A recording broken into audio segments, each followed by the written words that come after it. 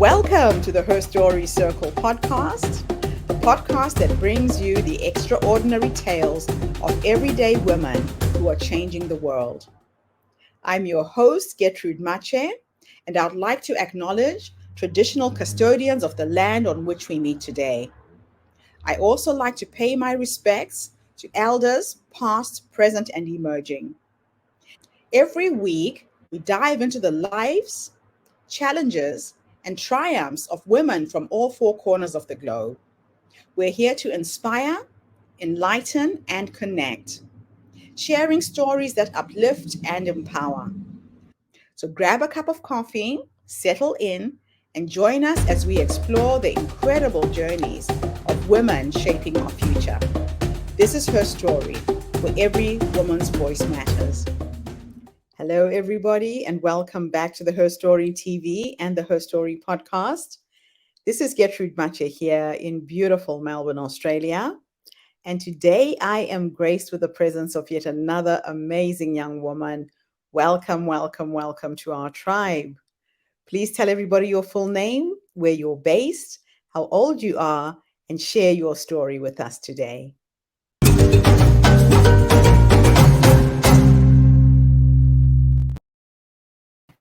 Hi everyone, my name is Zizipho and I'm based in Cape Town, South Africa, and I'm 25 years old. I am the founder of Mlimi platform, and I'm currently an investment professional at Stonehage Fleming. So my story is very simple. I was a young girl who grew up in a town that is a bit less fortunate, and I've been surrounded by poverty most of my life. And I've always had this vision in my life where I want to learn how to help people who are poverty stricken with what they have and teach them how to become successful with what they have. And so I decided to study commerce and learn about business because I know that I need to help people in a form that's more entrepreneurial. And so we ended up, my partner and I, creating this beautiful platform called Mlimi, and where we are basically trying to help subsistence farmers become more national, and we also are trying to help some of our fruit and vegetable vendors who are struggling at the moment. I'm also an investment professional who is really passionate about creating a space for Black women in the investment space. As a result, because of that, I'm a part of the Association of Black Securities and Investment Professionals. And we work together in making sure that we bring opportunities to young Black females, males, such as through mentorship, through knowledge, resources, and also we host quite a few events which some of the students actually get access to knowledge directly from CEOs and very important and pivotal people in the investment industry. And my passion honestly just comes from just wanting to make space or create space on the table and just having people just know a lot more about how to get themselves out of a poverty-stricken place and into prosperity. I'm also someone who actually really enjoys making sure that I uplift people by any means that I can. I've learned that through uplifting others, you can also go very far in life.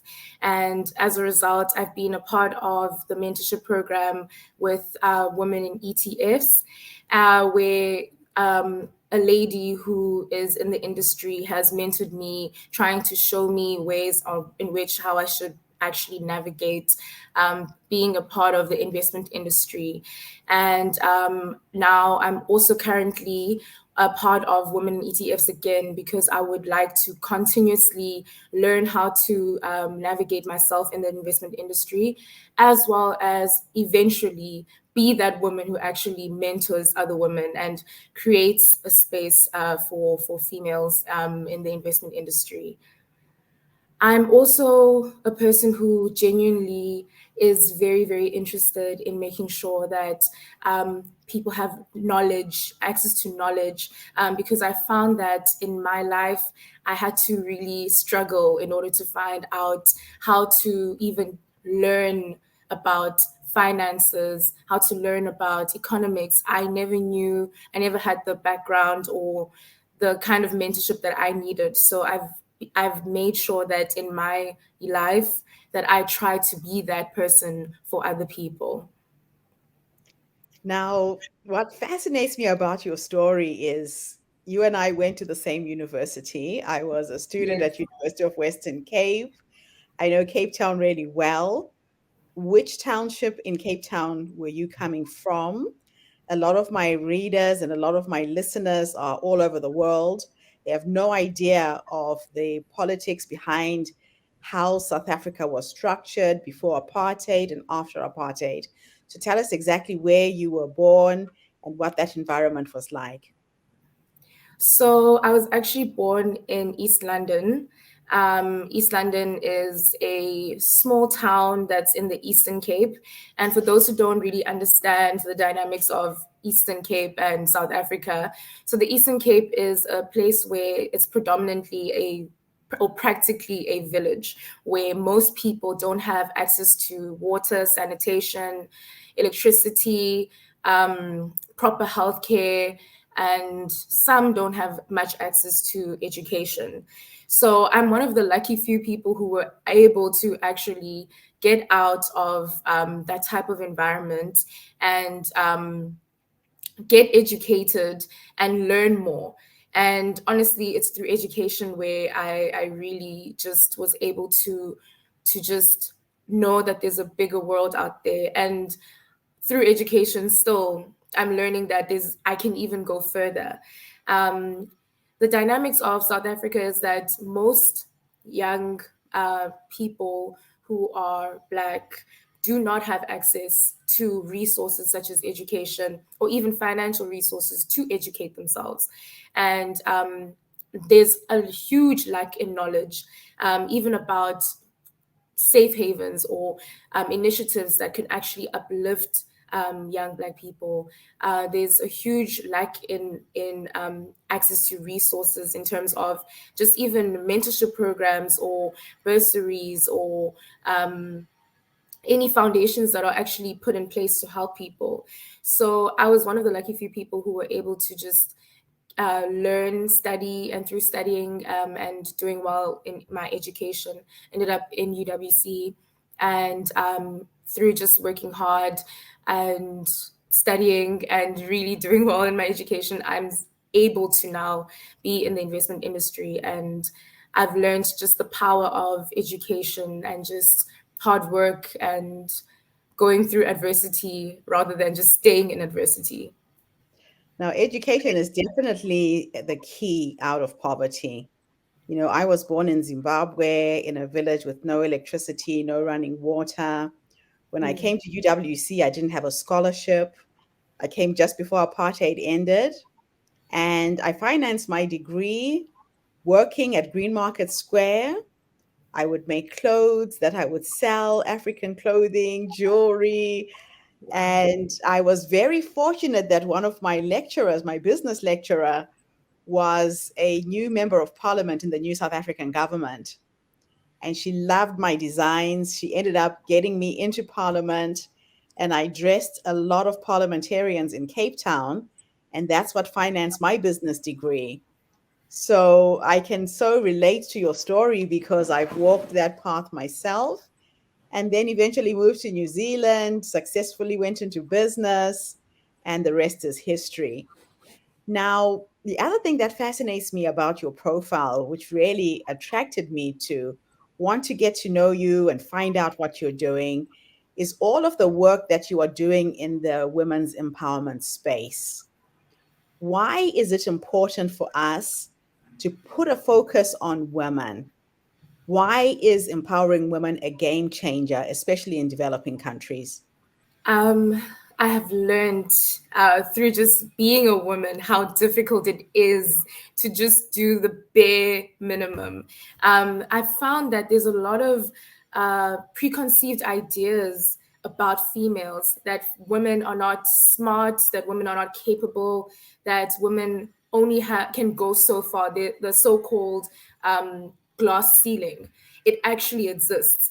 And it's through just being exposed to the industry and also just being exposed through the different dynamics, especially in the countries such as South Africa, where unfortunately, not all the time, but most times as a female, you're not taken seriously, especially if you're in the STEM type of field. And that drives me. It honestly makes me feel as if it's important for a person like me to actually create space, because it actually exists. There is a glass ceiling. There is something that keeps on holding women back from actually succeeding. And I feel as if a lot of women really aren't even given opportunities, such as just maybe teaching them or just exposing them to knowledge and information about how to get bursaries, how to get a good job, how to be professional, how to just simple things that I feel are usually catered for or given to male um, male people. And I feel as if, especially in this industry, it is very, very difficult to enter as a woman and even stay as a female.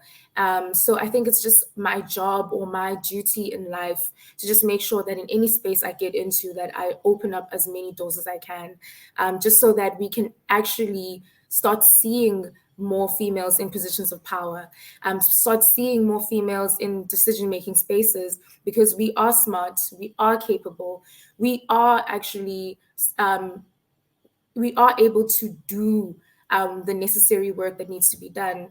And I feel as if the fact that we are females and we are held back through just through many adversities is a problem. So I try my level best to just make sure that I can open up that space. It's really needed. Now, you call yourself a diversity inclusion activist. Tell me, what does that mean? What do you do in your activism work to make sure that more women are brought to the table? So, like I said, I am affiliated with APSIP, which is the Association of Black Securities and Investments Professionals. And this association was started simply because of how, unfortunately, in our previous years, the the investment industry, or just the financial services industry in general, did not have that many people of color in the actual industry, let alone in decision making spaces. So I, through APSIP, have been given a great platform to just have access to speaking to people who are in high positions in the industry, and just having them find a way to actually educate younger people on how to actually enter the industry and how to stay in the industry, and also just how to navigate themselves in the industry.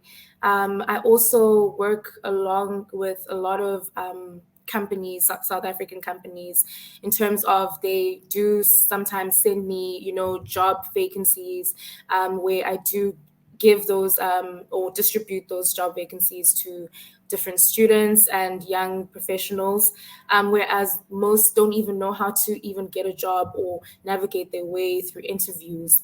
And I most recently worked with LinkedIn and Alan Gray in just trying to mold young students who are in their final year, just to show them how to actually make themselves more attractive on LinkedIn, as well as how to navigate themselves in a job interview. And that's how I do my little bit. I'm trying to give people the information that I needed when I was their age and in their position. Fantastic. That is awesome. Now, I want to know more about your platform, Mulimi. What exactly do you do? What is that about? So Mlimi started about 2 years ago with my fellow partners, Jonathan, Sudi Anzolini. And we basically went into an incubator, which was teaching us how to become entrepreneurs. And we found that there is a huge problem, especially in Cape Town, regarding the marketplace for farmers. We found that there is a lot of monopoly in the farming industry. So you find that people who are subsistence farmers or small scale farmers don't really have access to the market, even though they are able to produce at a larger scale. So we also realized that there is a huge problem with the fruit and vegetable vendors. They are unable to buy at the level that they would like to buy the vegetables or the fruits, and therefore their profits aren't really as big as they would anticipate or would like them to be. We also found that they spend a lot of time traveling to and from the farm places, and it actually takes up a lot of time because they have to be there from 5 a.m. and there's long queues, and they don't really have that much time that they spend that time waiting in those queues trying to get the fruits and vegetables instead of spending that time actually selling the fruits and vegetables. So Mlimi Platform is a startup that we have decided to create, and we are still working on it, where we are basically trying to create an Uber for small scale farmers and fruit and vegetable vendors, where we will be the middleman that will help them receive their fruits and vegetable orders whilst they are working, so they can concentrate on being the businessmen and women that they are. Technology is amazing in how it can bridge that gap, help people be more efficient, work smart and not hard. So, are you looking for funding to build this platform? At what stage are you at right now? We're definitely looking for funding to build this platform. We're still at our beginning stage. We've just recently created a model, and we are looking for any help whatsoever, whether it be mentorship or actual funding itself, just to help create this actual platform and further help fruit and vegetable vendors. So, when I started to Google it, I saw an article of small scale farmers in Malawi. Is that the same product, the Mulimi digital wallet? Oh no, that is a different product. However, we were inspired by the small scale farmers from Malawi, since we saw that they have a very similar um, problem like we do here in South Africa. So we were Okay, inspired by their platform. fantastic. So, where do you see yourself 5, 10 years from now? What is your vision? What is your mission in terms of your life and your career? So, by vocation, I'm an investment analyst, and I genuinely would love to see myself as a CFA. Um, in 5 to 10 years, I would love to be actually a fund manager. I believe that I have the capacity to not only invest for clients, but actually just manage a whole fund. And I see myself also just sitting around more females and having them be in decision making spaces. I would like to actually be part of the people who create that platform or create more space where more females are in decision making spaces, more females are actually fund managers, portfolio managers. And that's honestly where I see myself. I'm hoping to be one of those people who create that space. I don't think our meeting is a mistake or by chance. I have been on the lookout to look for some young African women that I can mentor, that I can support. And I'm really excited that I found you through LinkedIn. I think there's going to be some magical things that will happen with you and us going forwards. So let me part with this. When you were starting on your journey, Things were tough, things were not easy. If there is another young woman from a background like yours who's listening to this interview right now, if you could go back to the younger you and give yourself three nuggets of wisdom, something you would have wanted somebody to have told you at that time, what would those three nuggets of wisdom be? If you're going through a storm, keep going. Um, I think that sometimes when life is difficult, we tend to feel as if we can't go through it. There is no light at the end of the tunnel. And I feel as if that's something that I needed to hear when I was younger, that keep going through the storm. Eventually, it will be sunshine and rainbows. The second nugget of wisdom would be, you are who you think you are, actually. So if you think you are a good person, you are that person. If you think you are a smart person, you are that person. And keep pouring into yourself and understand that that will eventually be the life that you live.